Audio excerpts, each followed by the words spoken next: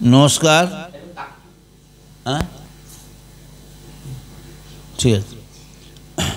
আজ 25শে বৈশাখের পূর্ণলগ্নে কবিগুরুর প্রতি শ্রদ্ধা জানাতে আমরা উপস্থিত হয়েছি।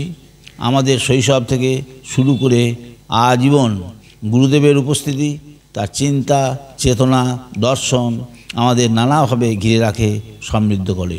তাই বিশ্বকবি রবীন্দ্রনাথ ঠাকুরকে নিয়ে ব্রততী হালদারের একটি কবিতা পাঠের মধ্য দিয়ে আমি আমার শ্রদ্ধা নিবেদন করছি। হৃদয়ে রবীন্দ্রনাথ, ব্রততী হালদার। নিভে আসে দিনের আলো, ঘুমে ঢাকে রাত, মননে তখন আসেন যিনি, তিনি রবীন্দ্রনাথ। জ্যোৎস্না ভেজা শান্ত রাতে চুপি চুপি আসেন, ছায়া হয়ে বসেন পাশে, বক্ষ মাঝারে থাকেন। নীরব চোখের ভাষায় তিনি ঘোচান শত ব্যথা, ছন্দ সুরের তুলির টানে পূর্ণতা পায় মনের কথা। তাঁর লেখা, তাঁর ভাবনা ছুঁয়ে যায় প্রাণের সুর।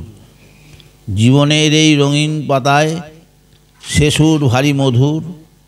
যত ভাবি কিভাবে ছুঁই, তিনি তো দূরে, বহু দূরে। তিনি বলেন, আমি তো আছি তোমার হৃদয় জুড়ে। কলম তলো, স্বপ্ন দেখো, মনে রাখো গান, যে পথ আমি দেখিয়েছি ভুলো না তার টান। ভোরের আলোয় ঘুম ভাঙে, স্বপ্ন ফুরায় ধীরে, তবু রবির আলোর মতো থাকেন তিনি ঘিরে।